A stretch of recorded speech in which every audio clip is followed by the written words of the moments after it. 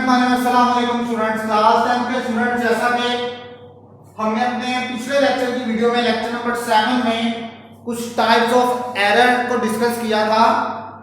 उम्मीद करता हूं वो आपको टाइप्स ऑफ एरर बहुत ही अच्छे तरीके से समझ लग चुकी होगी।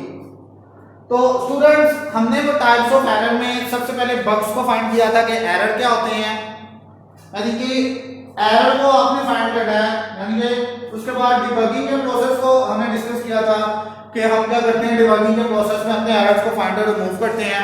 और उसके बाद स्टूडेंट्स हमने 3 एरर्स को डिस्कस किया था, जो कि सिंटैक्स एरर था, लॉजिकल एरर था और रन टाइम एरर था। तो स्टूडेंट, ये प्रीव्यू मैंने थोड़ा सा आप लोगों को दिया है कि आप लोगों को पता होना चाहिए कि हमने अपने पिछले लेक्चर में क्या डिस्कस किया था। तो स्टूडेंट्स, लेक्चर नंबर 8 में हम अपने कंप्यूटर साइंस के लेक्चर नंबर 8 में नेक्स्ट क्वेश्चन को डिस्कस करेंगे, जो कि कुछ इस तरह से है। Define algorithm. सबसे पहले इस क्वेश्चन के पार्ट में एल्गोरिथम को हमने डिफाइन करना है कि एल्गोरिथम क्या होता है और क्यों हम उसे फ्लो चार्ट से पहले हम उसको डिस्कस करते हैं, लिखते हैं। तो स्टूडेंट्स, एन एल्गोरिथम की डेफिनेशन कुछ यहां पे, an algorithm is a finite set of steps which we follow to accomplish task. An algorithm must be clear, finite and effective. तो स्टूडेंट्स, एल्गोरिथम क्या होता है, is a finite set of steps, यानी कि हमारे पास एक लिमिटेड स्टेप होती है जिनको हमने काउंटेबल फॉर्म में हो। काउंटेबल फॉर्म से मुराद फिनाइट का मतलब जिनको हम गिन सकते हैं, जिनको हम गिन सकते हैं। तो an algorithm is a finite set of steps which we follow to complete task, यानी कि हम एल्गोरिथम के फिनाइट सेट ऑफ स्टेप्स को हम फॉलो करते हैं और अपने टास्क को कंप्लीट करते हैं। टास्क क्या होता है, कोई भी प्रोग्राम होता है जिनको हम अपने टास्क को कंप्लीट करते हैं। N algorithm must be clear, यानी कि आपका एल्गोरिथम बहुत ही क्लियर फॉर्म में होता है और फिनाइट होता है एंड इफेक्टिव होता है। क्या मतलब कि आपका एल्गोरिथम कोई भी थर्ड पर्सन जिसको कुछ भी ना पता हो, अगर वो एल्गोरिथम को रीड करे, एल्गोरिथम को पढ़े, तो वो समझ सकता है कि इस प्रोग्राम या सॉफ्टवेयर के अंदर क्या क्या काम हो रहा है, यानी कि किस मकसद के लिए बनाया है, किस पर्पस के लिए बनाया है और हमने इसको क्यों यूज किया, उसके एट द एंड क्या हमें फायदा हासिल हुआ। तो algorithm must be clear, finite and effective, और हमारे लिए बहुत ज्यादा इफेक्टिव होगा। फिनाइट से मुराद कि हमें टोटल नंबर ऑफ स्टेप्स के बारे में पता होगा जिनको हम गिन सकते हैं। तो उम्मीद करता हूं स्टूडेंट्स, आप लोगों को एल्गोरिथम की क्या डेफिनेशन बताई है कि हमारे पास फिनाइट सेट ऑफ स्टेप्स होते हैं जिनको हम फॉलो करते हैं और अपने टास्क को कंप्लीट करते हैं उसकी मदद से, और एल्गोरिथम बहुत ज्यादा मस्ट बी क्लियर होता है, फिनाइट और इफेक्टिव होता है। तो स्टूडेंट्स, एल्गोरिथम की डेफिनेशन अब आप लोगों को उम्मीद करता हूं समझ लग चुकी होगी। तो स्टूडेंट्स, अपनी क्वेश्चन के नेक्स्ट स्टेप की तरफ देखते हैं, नेक्स्ट पार्ट की तरफ देखते हैं। क्या कह रहा है, write a step from algorithm for making a telephone call to your friend. अब स्टूडेंट्स, हमें एक एल्गोरिथम गाइड करना है, किसके लिए, टेलीफोन कॉल के लिए हम बना रहे हैं एल्गोरिथम टू योर फ्रेंड, अपने फ्रेंड के बारे में पूछने के लिए कि अब एल्गोरिथम किस तरह से बनेगा। जाहिर सी बात, मैंने आप लोगों को बताया था इसके हमने स्टेप को फॉलो करना है, यानी कि स्टेप नंबर 1 के बाद स्टेप नंबर 2 आएगा, स्टेप नंबर 2 के बाद स्टेप नंबर 3, तो इसी तरह सीक्वेंस सॉन्ग चलता रहेगा। तो students, algorithm for making a telephone call, अब हमने एल्गोरिथम बनाना है टेलीफोन कॉल के लिए। तो स्टेप नंबर 1 में क्या होगा student, look up the number of the person you want to call. अब सबसे पहले आप उस नंबर की तरफ देखेंगे जिसको आप कॉल करना चाहते हैं। कॉल करने से मुराद, अब स्टूडेंट्स इसमें ये होगा कि आपके पास सबसे पहले आपको पता होना चाहिए मैंने अली को फोन करना है, अहमद को करना है, ईशान को करना है, या हरम को करना है, या हादी को करना है, किस पर्सन को मैंने कॉल करना है।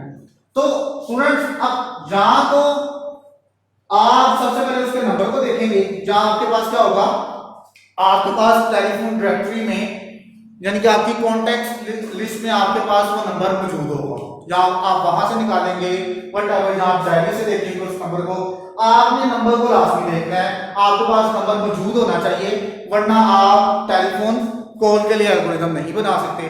तो लुकअप दी नंबर, यानी कि उस नंबर की तरफ देखेंगे, उस पर्सन के नंबर की तरफ देखेंगे जिसको हम कॉल करना चाहते हैं।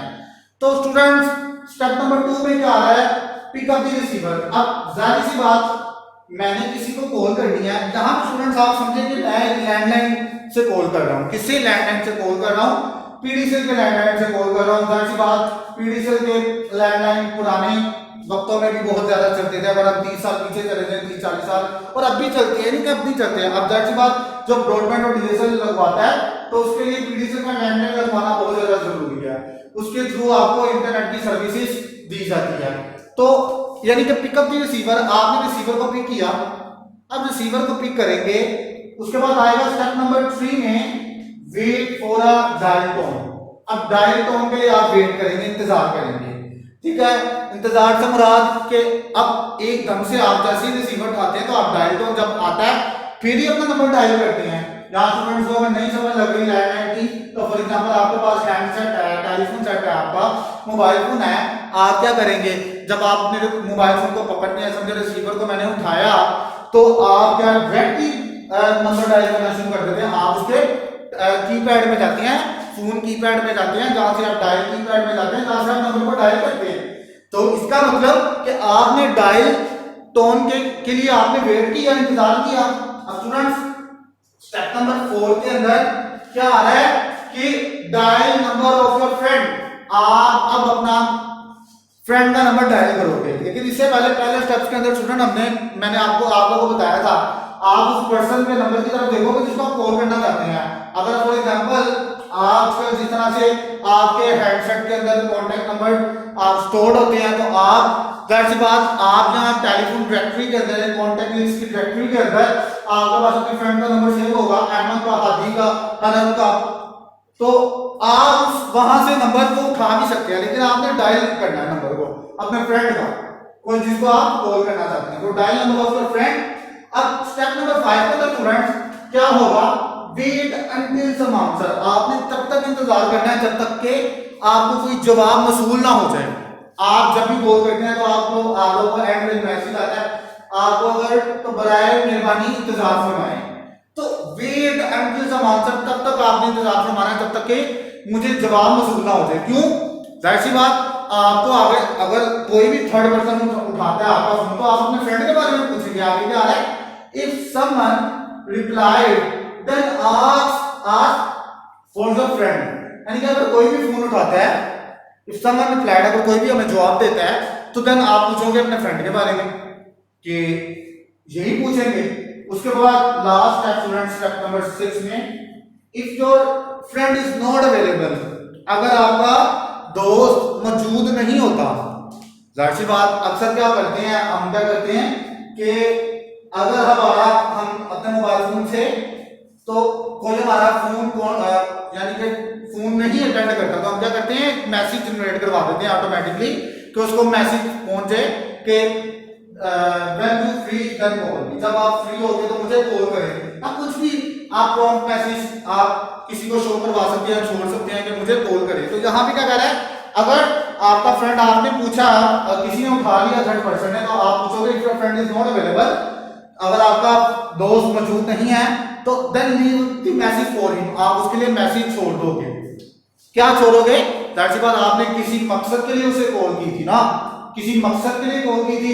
अब if your friend available to talk to him, क्या अगर आपका दोस्त मौजूद होगा तो आप उसे मेरी ना बात करना है। तो स्टूडेंट्स, ये इतना सा एल्गोरिथम था, और उम्मीद करता हूं स्टूडेंट्स आप लोगों को बहुत अच्छे तरीके से समझ लगी होगी। यानी कि हमने फिनाइट स्टेप्स के अंदर अपना एल्गोरिथम क्रिएट कर लिया, राइट कर लिया, और हर एक पर्सन को समझाने के लिए, ताकि समझ सके। तो स्टूडेंट्स, उम्मीद करता हूं आप लोगों को लेक्चर नंबर 8 में ये एल्गोरिथम की डेफिनेशन और जो एल्गोरिथम फॉर मेकिंग का टेलीफोन कॉल आपको बड़े अच्छे तरीके से समझ आ चुकी होगी। और स्टूडेंट्स, आपने इसको लर्न भी करना है और अपने रजिस्टर्स पे आप लोगों ने इसको राइट भी करना है। तो साथ साथ स्टूडेंट्स, ये करवाने का मकसद आपको साथ साथ डेफिनेशंस की लर्निंग होनी चाहिए, डेफिनेशंस की लर्निंग भी जरूरी है। तो पिछला जो टॉपिक है मैंने आप लोगों को बताया था डिबगिंग, टाइप्स ऑफ एरर, जिसमें सिंटैक्स एरर, लॉजिकल एरर और रैंडम एरर, और इसके बाद लेक्चर नंबर 8 के अंदर एल्गोरिथम की डेफिनेशन जो कि इंपॉर्टेंट है, और step for algorithm for making a telephone call, ये भी आप लोगों ने स्टूडेंट्स बहुत अच्छे तरीके से याद करना है। तो स्टूडेंट्स, मुझे मेरी इस वीडियो से इजाजत दीजिए। अल्लाह हाफिज।